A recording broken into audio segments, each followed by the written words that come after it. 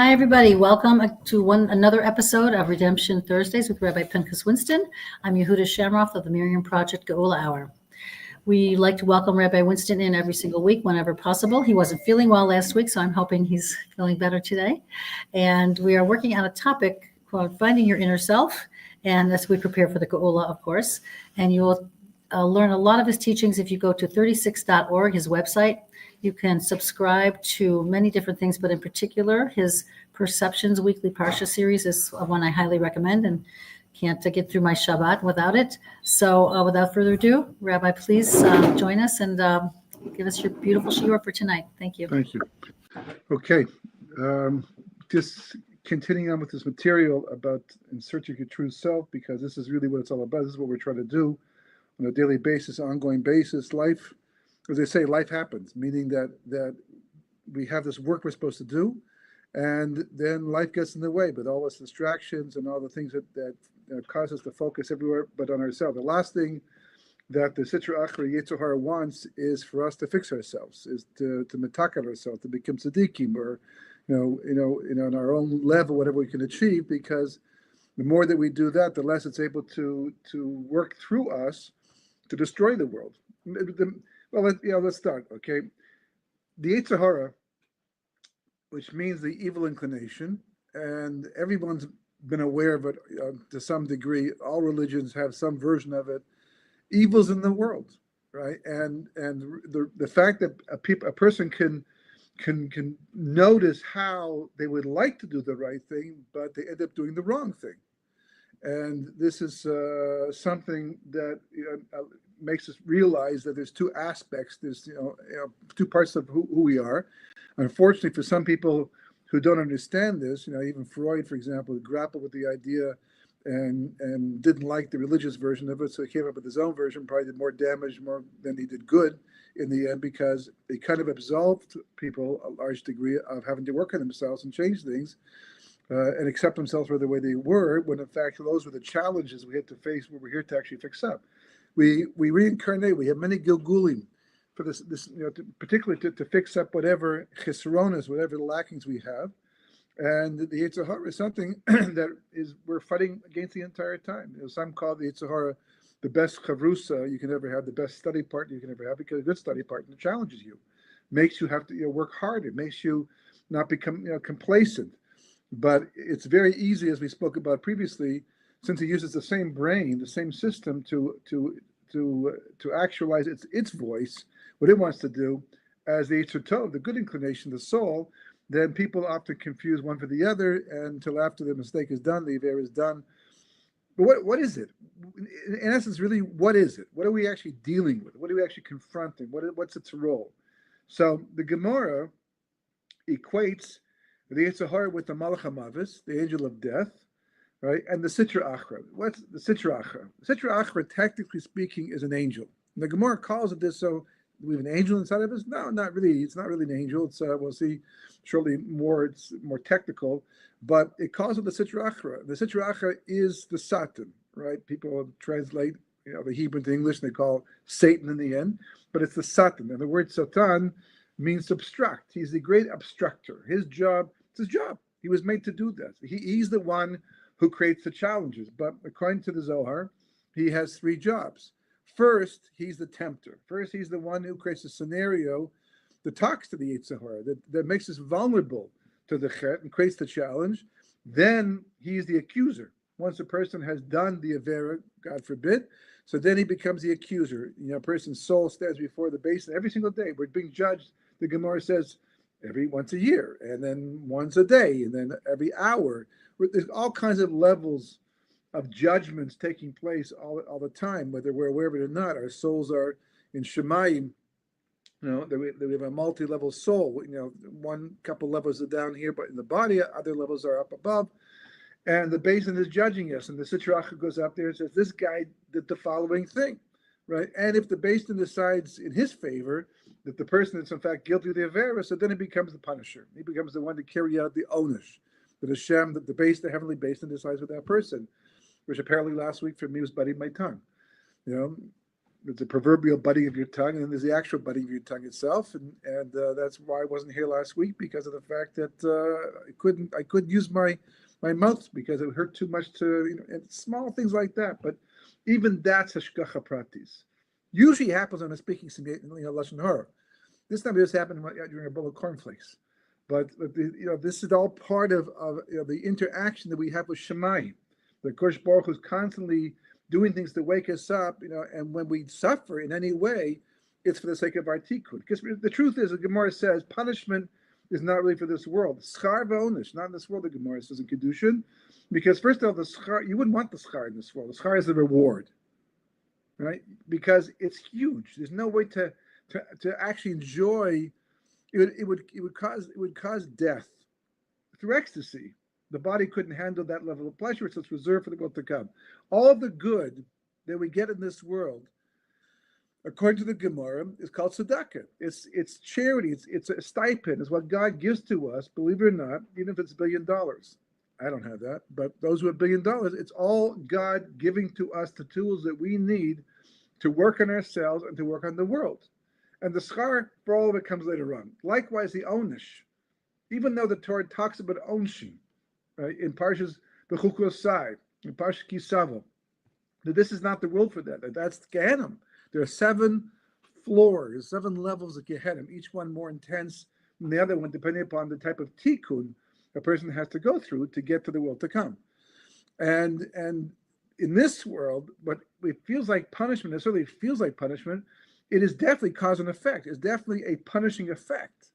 But it's meant mostly to purge a person, to cause the person to become more spiritually refined, that they become better. And that's why a lot of times people who are really outside, they're not in the game at all. There's nothing you can do really short of God coming down saying, "Hi, it's me, I'm real, and what I'm going to do to you is to make you a better person." He doesn't do that right now.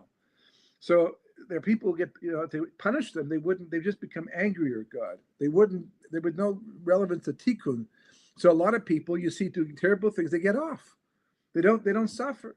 This is what the Gemara says. The Gemara says, and this is what the Leshem also explains as well, in terms of the din, the judgment on Rosh Hashanah, that if somebody's not really going to change themselves, not going to get better because of their punishment, and you don't always know that you're getting better. Sometimes it's just the effect it has on you. It humbles you.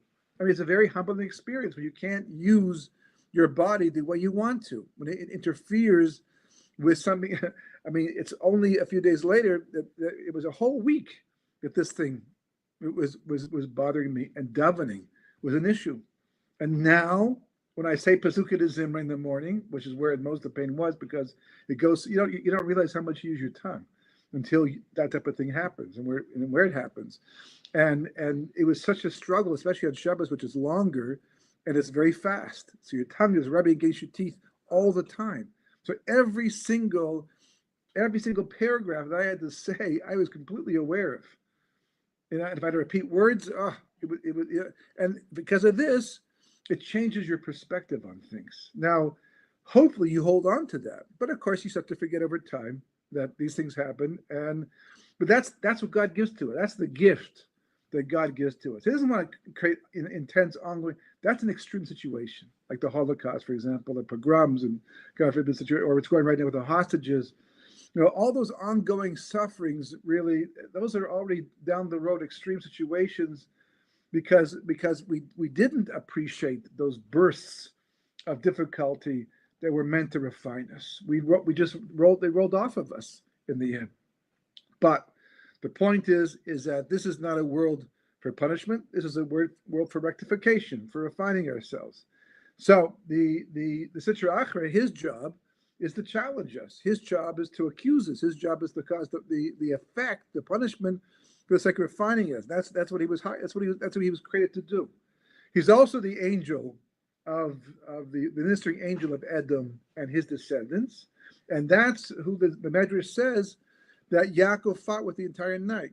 And that's why the next morning, after Yaakov beats the Sitra Achra in the battle, he admits that the brachas belong to Yaakov. What relevance is there in this with this? Because this angel was the ministering angel of Esav. So therefore, when Yaakov defeated him, then at that point, now the The angel was moded that Yaakov is the true Bechor and the one to whom the brachos belonged. But this is his job. That's what he's supposed to do. And the Yetzer Hara, right, based upon this, sounds like it's an independent entity. It's a malach, it's an angel, right? It's an accuser. There's a pun. Like, what is it really? Are we really, have two personalities inside of us, or is it something more technical? So many sins can be considered the right thing at the wrong time or in the wrong way. For example, when the rabbis did away with the Yetzer Hara for Avodah Zorah, we lost our drive to be close to God as well. When they prayed to put an end to the sexual drive, chickens stopped laying eggs. Very important Gemara that teaches a very important point that people often overlook. The Gemara says that the time of the second Beis Hamikdash, actually the first Beis Hamikdash, that Avodah Zorah was rampant. People were involved in Avodah Zorah all the time. They just couldn't help themselves. And you think to yourself, how do people worship stones and idols and things like that? How is it possible? So the rabbis therefore decided that it wasn't worth. Too many people were failing at that test. It wasn't worth the reward of having to stand up to it and being successful. So therefore, they did a whole Kabbalistic thing where they prayed to God and they captured the Yetzer Hara of Avodah Zorah, and they vanquished it. They got rid of it. So today we don't relate to that. Right, we don't relate to Avodah Zorah so much, even though there's Avodah Zorah in the world. There's no question. We have all these different cultures that are doing what we would technically call Avodah Zorah, but for the most part, thank God, Jews don't get involved with that. Right, and the question is, why not? Because we're so smart. The truth is, we do worship money to some degree too much. We do worship different things too much. Right, but not like that. Not like a stone and wood and idol that they once did. And the reason is because the drive for Avodah Zorah, especially if you look in the Rambam, explains the origin of Avodah Zorah back in Enosh's time. It was really for the right reasons, really sincere. It was man's effort to try to become close to God. But here's the thing: to become close to, you just can't become close to God. People, if God was there, why doesn't He talk to me? Because it's not just a simple thing. It's not like talking to your neighbor.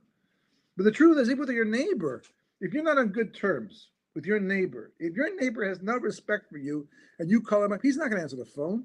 He's not going to talk to you across the fence between both yards, not if it doesn't have to. There's a certain amount of equality in the relationship that you have to talk to somebody else. But way more so when it comes to God, because it's not simply about being a nice person. It's about being a holy person.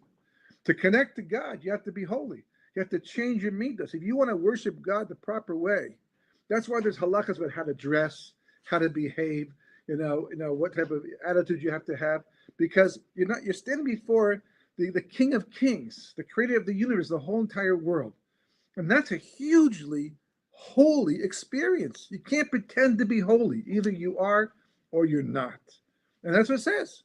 The Jewish people, Parshas Kadoshim, you have to be Kadosh because I'm Kadosh, God says. And since the whole world is for the sake of a relationship, and I want to relate you, I want to have a relationship with you, you have to make a point of being like me. And if you're not like me, then I can't associate with, not because I'm too proud or I'm a snob, spiritual snob in any way. No, it's just a mitzias. You want to talk to somebody over the telephone, but there's no wire connected. You can talk into the receiver all you want. It's not going to work. You're talking to yourself, and there's no klita, no what do you call it? Reception, right? It won't go. It's a mitzias. Not because I don't want to talk to you. It's just the reality. So likewise, the reality of talking to God requires that we be more like Him. The more you are like Him, the more you can connect Him and feel His presence and talk to Him as well. And because of that, a person has to constantly work on themselves the entire time. So the Yetzer Hara interferes with that process, and as a result of that, we will cheat. Meaning what? Well, I've got this desire. It's like somebody, for example, they want to buy something really badly, and they really honestly try to raise the money the proper way. They get a job, they can't get a job. They're making too little money, right? The economy falls out. They had the money and they lost it, right? But they really want that thing so badly. So an honest person, of course, what are you going to do? You have to suffer through the situation. But some people come to steal, shoplift. They can't afford it, and that's what they do. They cheat. Same thing. They want to connect to God. Once upon a time, there was a burning drive in mankind. It's natural to want to connect to God. But what happens if you're not ready to do so, and your Yetzer Hara is so strong that it's interfering with your ability to be able to do, to work on yourself and make yourself into the kind of person you have to be to connect to God? What happens then? So then people cheat, and that's where Avodah Zarah came in. That's where it came in, because it was a way to have spirituality without the work. So when the rabbi saw this, they said, no, this is not good. And of course, when you get into it, it becomes a whole thing. It's like a drug. A person takes a drug, a painkiller, a very strong painkiller, because they're in pain. Even the doctor prescribes it and says, be careful, but, it's addictive. And they take it, and it does the job. And they take it again because they still need it. And after a while, they start to realize that they're becoming dependent upon it, and they can't help themselves, and they become addicted to it. It becomes an addiction. Even coffee can become an addiction after a while. Anything that we become dependent upon to make us feel better, the brain records that. So this thing gives us pleasure. Let's keep an eye on it. Let's keep this thing in our diet, in our program here, and a person becomes addicted. So eventually, Avodah Zarah became addicted. That's why the Gemara says that Rav Ashi, in the time of the Talmud, around 499 CE, had a dream. The night before, he was talking about people from Tanakh, and he was talking about Menashe, the son of Chizkiah, who was a king. His father Chizkiah was righteous, cleaned up the place of all the idol worship, and Menashe undid all of that, did the exact opposite. And so we look at him in a very descending type of way. We don't like him. And then he does tshuva, Baruch Hashem. Okay, but for 22 some odd years, he's leading the country in the path of Avodah Zarah, of idol worship. So what happens is that he died, and now Rav Ashi is talking about him in the future, and he refers to him kind of like tongue in cheek, our colleague. Tomorrow we'll talk about our colleague Menashe, right? So what happens? And that night, Menashe comes to him in a dream. This is the Gemara talks about this. Comes to him in a dream and says to him, "You call him your colleague, right? How dare you?" Right? Now Rav Ashi's a tzaddik. He's going to be the redactor of the Talmud, and he's no idol worship, nothing. And Menashe speaks to him in a dream, because I guess in those days you can have those type of dreams. And he says to him, and he challenges him, he tests him. And Menashe knows Torah that Rav Ashi doesn't know, halacha that he doesn't know. Not exactly understanding what that halacha is, but that's what it says. So Rav Ashi asks the $64,000 question. He says to him, well, if that's the case, why did you get involved in idol worship? You're such a big Talmid Chacham. His answer is so Gemara-like. It's so Talmudic and so insightful and so instructive that you have to really think about it and integrate what it's telling you, because it's not what you expect to hear. The whole story is not one you expect to hear. I mean, we actually hang our dirty, clothes in the public for everyone to see. And Menashe says to Rav Ashi, "Are you kidding?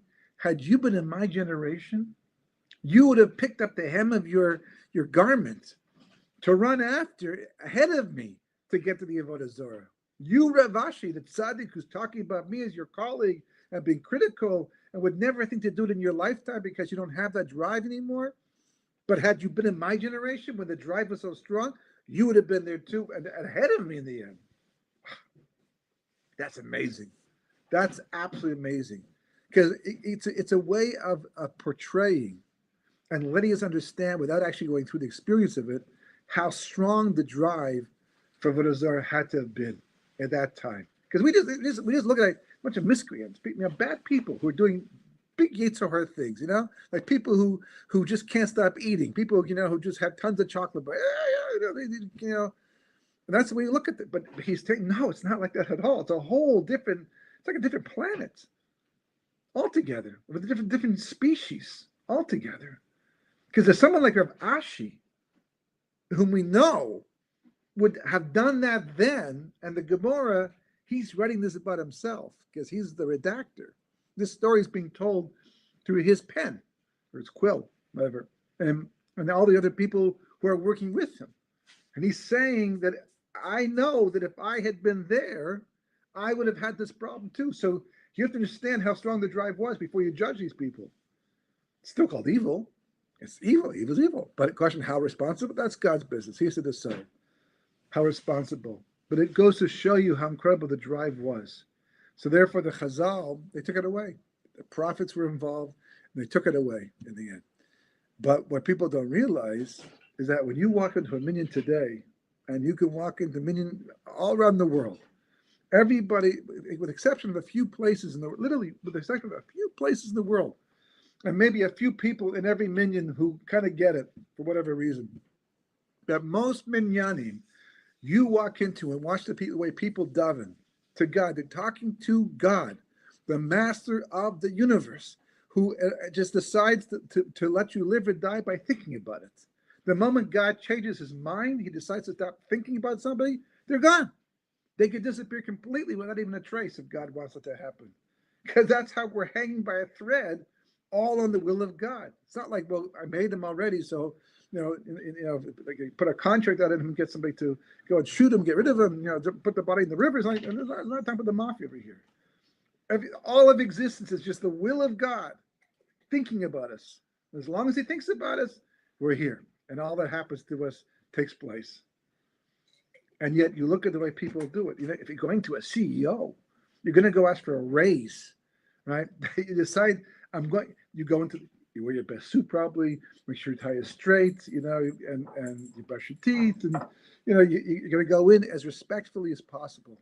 You're not going to, hi, how's it going? How's the family, kids? Like, yeah, business, yeah. What do you think? Can I get a raise like that? It's like, I'm the CEO. It doesn't work like that.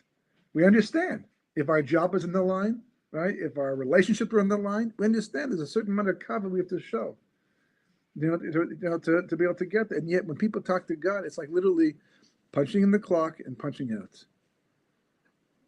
And they're good people. And if you talk to them, they believe in God, and they believe in the world to come. And they believe they even learn Torah, right? They can't wait to get back to it a lot of times. So why don't they make that connection? Why don't they understand? Why on Yom Adin, Rosh Yom Kippur, literally, if we believe we're pleading for our lives, as some people do, we'd approach it differently. So why don't we? Because of that story. Because of that story. When Chazal took away the drive for the Avodah Zarah, it was the same drive to connect to God. And so you can't have one without the other. It's very hard to separate that. So therefore, we see that in Avera, the Gemara says, a person does not do a chet. Why would a person do a chet? And sin against God? It's crazy. That's insanity. But they don't look insane. Well, they are. You know why? Because they know better. If you don't know better, then it's not exactly the same type of a thing. Unless you were supposed to know better and were lazy. But if you do something wrong because you just didn't have the chance to learn about it, so that's not a Avera on the same level. There's a person who's straight by mistake. There is an effect, and therefore a person had to bring a sacrifice for things like that because it has an effect. It's part of the cleansing process, but it's not the same level of someone who deliberately eats the treif. That's a different punishment. That's a real punishment in the end because the tikkun's different. So we see how that so many averas, so many sins that a person does is because of the fact that a person doesn't know better, or a person not in touch with a higher level reality, or they think it's the right thing to do, but that's because they're not informed enough to know what the right thing is to do. And that is really where the Yetzer Hara takes advantage of. So the body has a survival instinct, right? That we see. It has to. If it didn't, it would just drop dead all the time. A person would not be able to take care of themselves. We have senses in our fingers that we can feel we're burning. Put your finger on the element, God forbid. Someone, there's so many stories about things like this where people lost sensation. They lost feeling. They lost the ability to relate to certain things. I know somebody got in a car accident and lost their complete sense of taste. No sense of taste. They were not overweight to begin with, but now they have to eat as a mitzvah. They don't want to eat. They don't feel like eating. There's no pleasure for them in eating. There's nothing that can be done to change that. It's in the brain. They have to make sure they eat just to make sure they survive. And this is a person who gets overwhelmed by their senses, temptation. Again, it's like the same. The person decides they want on a diet, they want to lose weight. You don't go to a simcha on an empty stomach because you can be sure they're not serving dietetic food. It's going to be the most fattening stuff because that's the stuff that tastes the best. So therefore, that's what they're going to be serving. So if you go on an empty stomach, right, the Yitzhak will take advantage of that. But the body has an instinct to survive, which means doing that which will protect the body. That's where the selfishness comes from. The soul is selfless. The body is selfish because that's how it survives. Looking out for number one. Taking care of yourself. That's his job. It's an instinct. It's built in. It's so instinctual that sometimes we do things without even thinking because the body knows it's either fight or flight. And we get mixed up because of experiences, traumas that we go through in life. But there's an instinct not to starve. Even saw the Navy SEALs, a lot of these guys who are trained for these very intense missions that are very high risk, and they have a second to determine that the person they're pointing their gun at is either friend or foe. If it turns out it's friend and they think it's foe, they kill the wrong person. If it turns out that it's foe and they think it's friend, then they get killed in the process. In World War II, in the Battle of Midway, Americans unfortunately made the mistake of thinking, and the Japanese too, that ships that they thought were the enemy were in fact their own, and they bombed them. They actually sank them in the end. At least the Japanese did. It's like that's all part of survival. It's all part of the survival instinct. So as a result of this, we could the need not to starve can turn into an obsession for food, right? The sexual drive is essential for propagating mankind, but people use it instead to propagate self-gratification. Jealousy, hatred, and so many other ugly human traits can be considered perversions of the instinct of self-preservation. Right? The process of growing up, the process of maturation, the process of going from a baby to an adult to an older person and leaving this world at a good old age, a ripe old age, is really the process of going from being selfish, because a baby is born completely selfish, to becoming selfless, which means that as you get older, and some of it happens just with age alone, because the body starts to break down. That's the whole reason why the body does break down. Why? Once upon a time, by the way, we didn't age. A person could live hundreds of years, and when it was time for them to die, they sneezed and the soul left them, but they could leave in good health. And then later on it became that lives were shortened because we didn't appreciate that, and we had to have illness because we didn't appreciate the life, and we need to be have warnings of death through the course of life. So the body basically ages for two reasons: one Kabbalistic and one just practical, but they're really the same reason. Kabbalistically, it's because the body and soul are mystically held together, and as a person gets older, that connection starts to loosen. And as the body and the soul starts to separate from each other more and more, the body loses its source of life. As it starts to lose its source of life, it starts to age and decay. But it happens because it's preparation for the next world. We get totally absorbed in life in this world. We forget there's a world to come, even though we know, but we talk about it. When people think about it, even secular people wonder about it, that there might be something more than this world that we're living in right now. But life is so incredibly distracting. The number one weapon that Amalek uses to trap a person is distraction.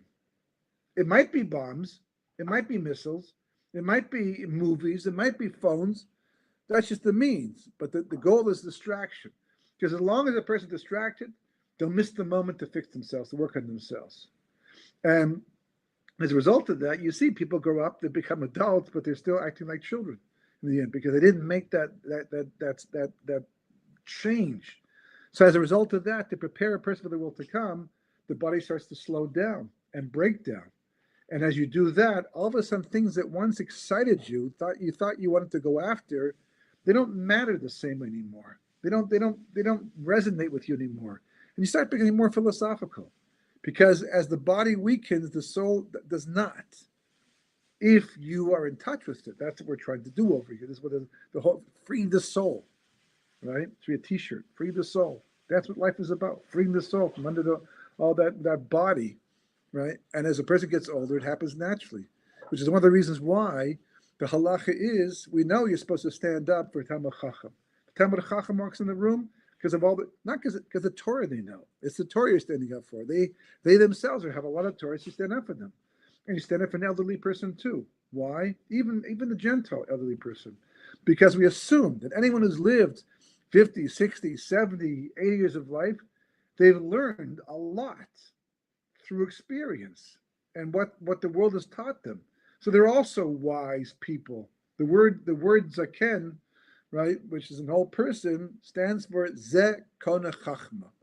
So what they call it, notrikon, right? And this one has acquired wisdom. So and it doesn't mean that person has to be old necessarily, by the way, but in general that's the case. Because the body starts to weaken, the soul starts to have more prominence, and that makes a person more philosophical. So then there are the klipas. So that's the Yetzer Hara, right? Just to be clear, it's a bodily instinct. The body was programmed, but what happens is it can get perverted. That's what we call the Yetzer Hara really is the element of confusion in a sense. Like why would a person decide to eat food they know they don't need and they don't want? Why would a person do a thing like that? Because something inside, they see the food, it triggers a desire, an instinct inside. The body says, we're supposed to eat. And a person on a diet who has self-control, we talk about self-control, but the person will say, no, we don't. I have no appetite.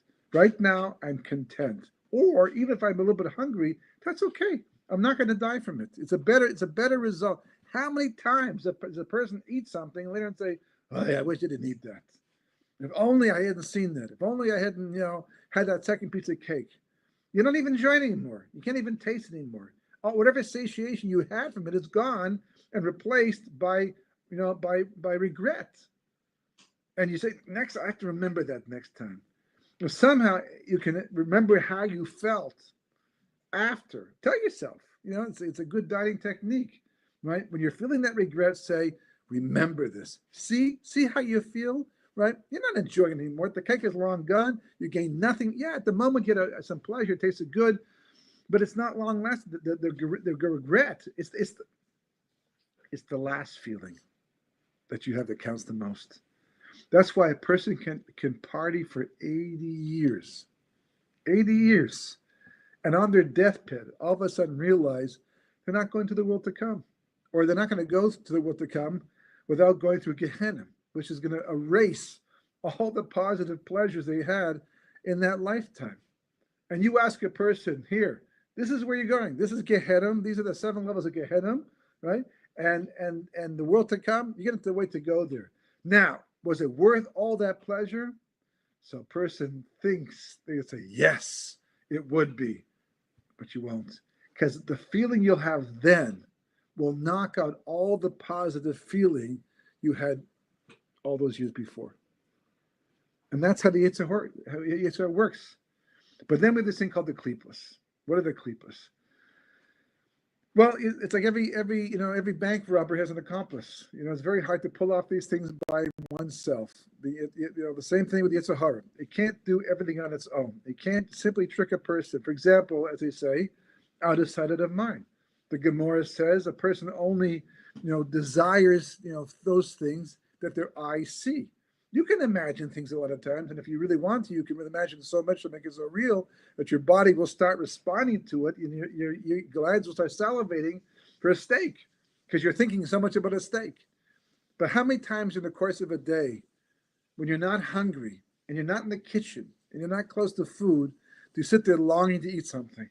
It leaves your mind completely. So in order to get a person to do a chet, right? it's amazing how psychosomatic we really can be. How you can say to yourself, you're not even thinking, just say, I've seen it happen so often where I'll just think to myself and say, wow, I'm not even hungry. And 2 seconds later, all of a sudden, I seem to be hungry. Just like that. It's like, it seems real. Just before I thought, wow, I'm not even hungry. And now all of a sudden I'm hungry. It's like the body says, let's now that you raised the issue, now that you brought up the point, yeah, let's go get some food. But without that, without thinking about it, without having to have that consciousness, then all of a sudden it's not even on your mind. So one of the things that the Sitra Achra uses, he creates an environment that creates that temptation. So he'll find a way to put you back in the kitchen. He'll make you walk by a bakery with great smells going outside, because that then triggers the Yetzer Hara. Right? A person may not even be thinking about food, might not even be hungry, and all of a sudden they smell something, and that's it, right? The environment plays a huge part. Now the klipas literally means the word means peels, because the whole point of the klipas is to act like a peel. Normally, a peel is a protective thing. It keeps what needs to be inside, and what needs to be outside, like an orange peel or an egg peel, right? It's that's what keeps the thing from going bad prematurely. Once you open up the peels, and now it's exposed to the air, and it oxidizes and it starts to decay and go bad. So peel is usually a very positive thing, but in this case, it's a negative thing, because the whole point of the peel is to encase a person's heart. The prophet talks about how before Mashiach comes and we get to the end of days, Hashem is going to circumcise the hearts of the Jewish people, right? The world really, so that they can relate to God the way they're supposed to. Right now, we have uncircumcised heart. It's called a foreskin on the heart. What does it mean? It's talking about this spiritual barrier that blocks us from being able to feel like what we're supposed to feel in positive sense. And the rule of thumb is basically that we have it's like a pool, right? If the pool's empty, then it's going to be filled with something else, with dirt, dust, it's not going to sit there empty the entire time. If it has water, the water's filling up right now. So the more a person fills himself up with kedusha, with holiness, and the right things, the less room there is for impurity, and therefore the freer, the more they circumcise their heart, so to speak. That's what Torah and mitzvahs come to help us to do, to take away the klipas, the peels. But the klipas, really, for all intents and purposes, they represent the force of evil in creation, if only because they create the environments that make sin not only possible but tempting, and that will talk to a person's Yetzer Hara. But you see, some people, the Gemara has a discussion about whether or not it's better to test your Yetzer Hara by putting yourself in a situation of test, by going someplace where you will be tempted, right? Or is it better to avoid it altogether? The Gemara ends up saying it's better. Of course, you don't. The rule is you don't put yourself in a situation of test because without permission from God. Meaning, if God puts you somewhere, if because of no negligence of your own, you end up being in a situation of nisayon, of test, that's God testing you. And since He tests us to make us stronger, you can assume, as difficult as the test might be, you have the wherewithal to pass it. So just figure it out, work on it. Make the, as I say, meet the barrier. You have to make a point of overcoming the Yetzer Hara. It's like, no, I'm not going to do that. A person can fail, and success can be defined in different ways. But that's when God gives us a test. If a person gives himself a test, oh, that's a different story. You don't know how strong you are. How many people have gone into situations, difficult spiritual situations, really with the right reasons, with the right intentions, at least that they thought, and that's what they said, and a lot of times they did, but they shouldn't have, because as a result of that, they spiritually fell. I mean, one of the problems in outreach is this very idea, because when you do outreach, right, which try to help Jews find their ways back to Judaism, and when they come to you in your center, and you can educate them, or it's one-on-one, then you have more control of the situation. But a lot of times it involves going to their environment and being part of their world in order to fit in and not stand out and create a bond. A lot of times you have to make compromises, but those compromises can be long-term damaging. and a person can lose their Yiddishkeit. In fact, Rav Desser points out that even though we say in the Shemona Esrei we say Elokei Avraham, Elokei Yitzchak, Elokei Yaakov. We mention all three forefathers, the God of all three forefathers. But then, right, it says the bracha ends off by saying only Magen Avraham. So he asked the question. It's amazing how we don't need to ask these questions. We should ask these questions. But he asked the question: why didn't it end up by saying Magen Avraham, Magen Yitzchak, and Magen Yaakov? Did he protect them also?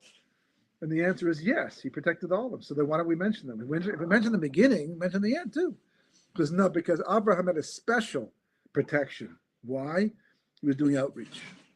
He was in the streets talking to people, being makar of them, trying to get them to believe in God. He was exposed to all these elements on behalf of God. And even someone as great as Abraham, amazing, right, can be vulnerable. So therefore, God specifically protected him. Yitzchak, he was at home. He was entrenched in his own world. Yaakov had to deal with it with Lavan and Esau, but he knew they were the enemy. It's a different thing when you know that's the enemy and you're fighting against them. It can wear you down, but not that same way. But Avram was trying to make friends with these people. He was trying to bring them to his side. So therefore, it's easy. And even though God protected him, still, he lost prophecy. Not all of it, but as we learn from the Gemara and the Medrash, that Sarah Imenu ended up being in a higher level of prophecy than Avram Avinu, not because she started off that way. He was the bigger prophet, but she was at home. Her kiruv, her outreach was with the women who came into her tent. It was not sneeze for her to be out in the streets and be makar people.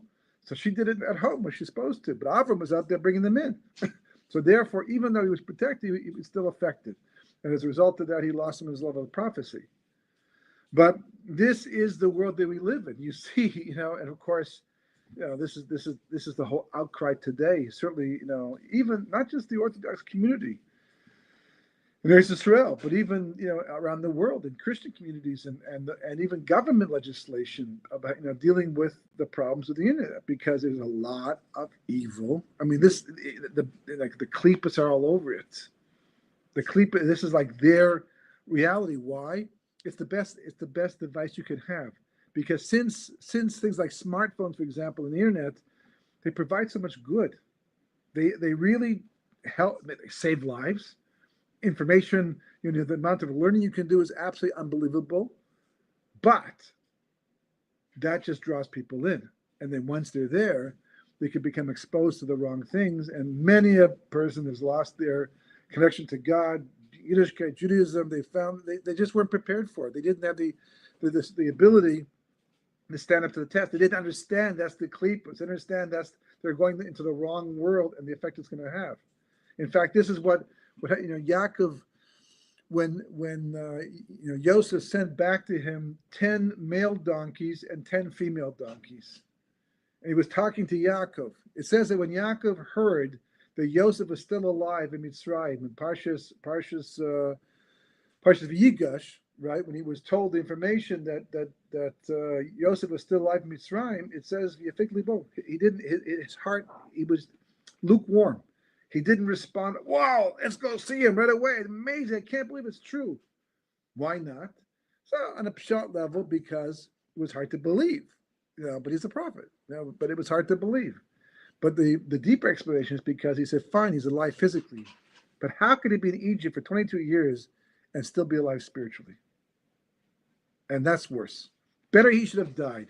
Better if my own sons killed him, better he should have died a frum Jew, and having been on the proper level and left this world without having fallen, but to lose himself spiritually in Mitzrayim, the Makam, the place of the Yetzer Hara, the place of the Klipas, like to the Shemaim, he couldn't comprehend how someone could survive that on their own all that time.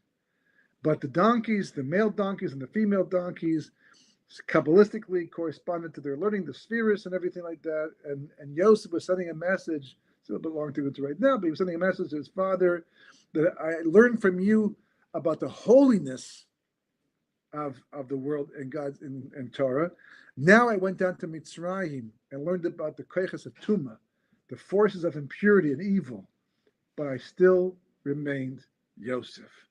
And that's why it says that when Yaakov saw all that, he was completely revived, because my son is not only physically alive, he's spiritually alive. Not just is he spiritually alive, but he passed a supreme test in the process. Because the klippas are all around us. They're there to give the Yetzer Hara its opportunity to be able to get a person to do the wrong thing. But again, it's ignorance. The biggest problem. Amalek, that's why the gematria of Amalek is safek, doubt. Because the Yetzer Hara can only get a person where they have safek, where they have doubt. When a person is resolute in their connection, their commitment to Torah mitzvahs, they can't be broken. They can't be convinced to do the wrong thing. So in the end of the day, so many of our averas, so many things we do wrong at the Yetzer Hara, it's a twisted, perverted drive necessary for survival, but it's the result of ignorance, a lack of learning. If a person cannot learn, God will protect that person. Shomer Pesayim Hashem, the pasuk says. David Melech wrote. Hashem protects the fools, meaning that those people who can't know better, Hashem will protect them from doing the averas because it's not their fault. But for those people who should know better and didn't know better, so they can fall prey. That ignorance, the Yetzer Hara takes advantage of our ignorance. You get a little gap in your way of thinking, he'll find it. It'll find it and take advantage of that, especially when it goes into an environment of the klippas. Okay? Shabbat Shalom. And those are Hashem, Source Tavis, and till next week. Rabbi Winston. Yes. That was very good. Thank you. Two questions. One is, just one comment and a question.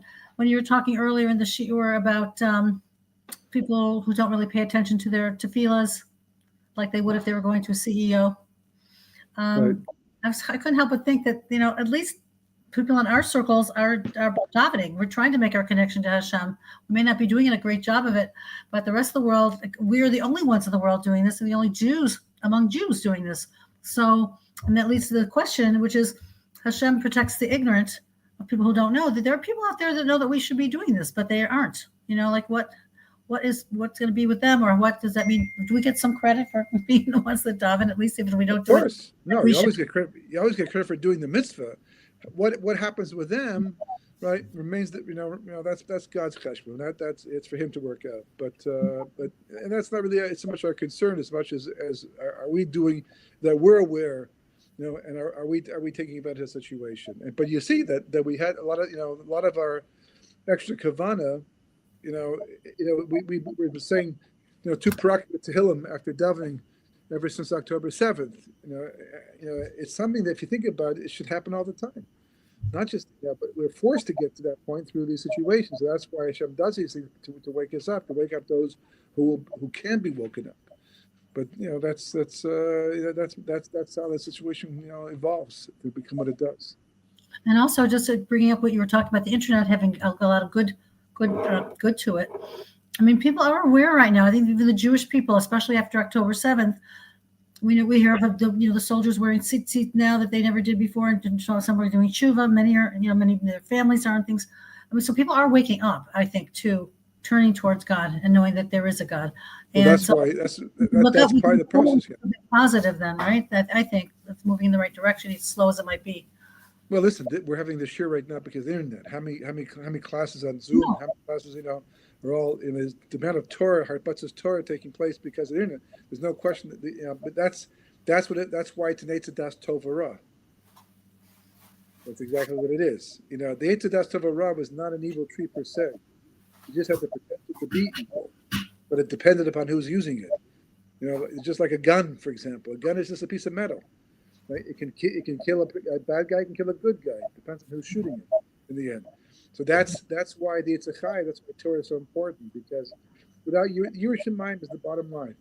You need the Yirah Shamayim to channel whatever it is that's in the world to be able to use it for the proper reasons. But unfortunately, a lot of people don't have it, and as a result of that, it becomes a gap in their way, and we make mistakes. We fall all the time.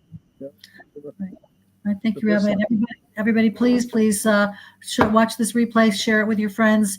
And if you want to be a part of Rabbi's WhatsApp group, please put it in the comments, and I will send you the link to the WhatsApp group. But everybody have a beautiful Shabbat. And please bring the hostages home. End this war. No more death for our soldiers or any of us. Thank you so much, Rabbi, for joining us. Shabbat shalom. Good Shabbos, everyone.